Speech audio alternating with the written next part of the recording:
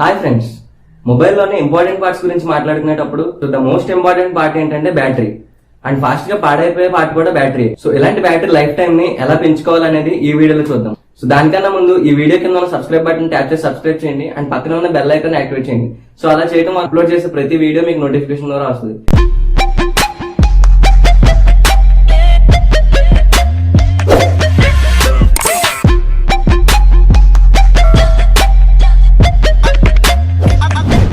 Batteries గురించి మాట్లాడుకునే ముందు ఛార్జ్ సైకిల్ అంటే ఏంటో తెలుసుకోవాలి. సో ఒక బ్యాటరీ అనేది 0 to 100% ఛార్జ్ అయితే దాన్ని కంప్లీట్ ఛార్జ్ సైకిల్ అంటారు. సో ఇలాంటి ఛార్జ్ సైకిల్స్ 400 కంప్లీట్ అయితే బ్యాటరీ లైఫ్ టైం అనేది 20% తగ్గిపోతుంది. మనలో చాలా మంది చేసే పెద్ద మిస్టేక్ ఏంటంటే 100% వరకు ఛార్జ్ చేస్తాం అండ్ అలాగే 15 to 0% వచ్చినప్పుడు మళ్ళీ ఛార్జ్ చేస్తాం. సో ఇలా కంప్లీట్ గా ఛార్జ్ చేయకూడదు అండ్ బ్యాటరీ అనేది కంప్లీట్ గా డ్రైన్ అయినప్పుడు ఛార్జ్ చేయకూడదు. సో ఇక్కడ నుండి 0 నుండి 15% అంటే బ్యాటరీకి రెడ్ జోన్, అలాగే 80 నుండి 100% కూడా రెడ్ జోన్. అంటే 0 to 15 అండ్ 80 to 100% అనేది బ్యాటరీకి రెడ్ జోన్స్ లాంటివి. ఈ రెడ్ జోన్స్ లో మనం బ్యాటరీని అనేది ఉంచకూడదు. సో ఏం చేయాలంటే 20% డ్రాప్ అవగానే ఛార్జింగ్ పెట్టాలి అండ్ అలాగే 80% వచ్చే వరకు ఛార్జ్ చేస్తే సరిపోతుంది. కంప్లీట్ గా 100% చేయాల్సిన అవసరం లేదు. సో ఇలా చేయడం వల్ల మన బ్యాటరీని మనం సేవ్ చేసిన వాళ్ళం అవుతాం. ఈ రోజుల్లో ఫాస్ట్ ఛార్జింగ్ అనేది ప్రతి మొబైల్ సపోర్ట్ చేస్తుంది. ఫాస్ట్ ఛార్జర్స్ తో ఛార్జింగ్ పెట్టడం వల్ల బ్యాటరీ అనేది కొంచెం స్ట్రెస్ అనేది ఫీల్ అవుతుంది. ఫాస్ట్ ఛార్జింగ్ సపోర్ట్ చేసే మొబైల్స్ లో ఫాస్ట్ ఛార్జింగ్ పెట్టకూడదు అని అనుకుంటే సో మీకు అవసరం ఉన్నప్పుడు మాత్రమే ఫాస్ట్ ఛార్జర్ తో ఛార్జింగ్ పెట్టండి. అవసరం లేనప్పుడు నార్మల్ ఛార్జర్స్ యూజ్ చేసి మొబైల్ కి ఛార్జింగ్ పెట్టచ్చు.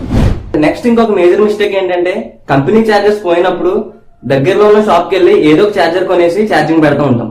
సో ఇలా చేయడం వల్ల బ్యాటరీ అనేది ఎఫెక్ట్ అవుతుంది. సో కంపెనీ ఛార్జర్స్ ఏదైనా పోయినప్పుడు మళ్ళీ సేమ్ అదే కంపెనీ ఛార్జర్స్ కొనుక్కోవడం మంచిది. సో అలా కాకుండా ఏ ఛార్జర్ పడితే ఆ ఛార్జర్ పెట్టడం వల్ల కూడా బ్యాటరీ లైఫ్ టైం అనేది తగ్గిపోతూ ఉంటుంది. బ్యాటరీ అనేది ఫాస్ట్ గా డ్రైన్ అవ్వకుండా ఉండాలంటే బ్యాక్గ్రౌండ్ లో రన్ అయ్యే యాప్స్ ని మనం క్లోజ్ చేసేయాలి. సో దీనికోసం డెవలపర్ ఆప్షన్స్ లోకి వెళ్ళి సో ఇక్కడ బ్యాక్గ్రౌండ్ ప్రాసెస్ లిమిట్ ని మనం 0 పెట్టుకోవడం వల్ల బ్యాక్గ్రౌండ్ లో ఏ ప్రాసెస్ అనేవి రన్ అవ్వవు. అండ్ కొన్ని అప్లికేషన్స్ ఎలా ఉంటాయంటే బ్యాటరీని మాత్రమే ఎక్కువ కన్స్యూమ్ చేస్తాయి, లైక్ ఫేస్బుక్ గానీ లేదా టిక్టాక్ గానీ. సో ఇలాంటి యాప్స్ ఉండటం వల్ల కూడా బ్యాటరీ లైఫ్ టైం అనేది తగ్గిపోతుంది. ఇలాంటి యాప్స్ ని మనం అన్ఇన్స్టాల్ చేయడం బెటర్, ఎందుకంటే బ్యాటరీ అనేది ఫాస్ట్ గా డ్రైన్ అయిపోతుంది. అండ్ ప్లే స్టోర్ లో నెంబర్ ఆఫ్ యాప్స్ ఉంటాయి, like battery saver plus, battery saver pro, battery saver ultimate. So ఇలాంటి యాప్స్ యూజ్ చేయడం వల్ల ఏం యూజ్ ఉండదు.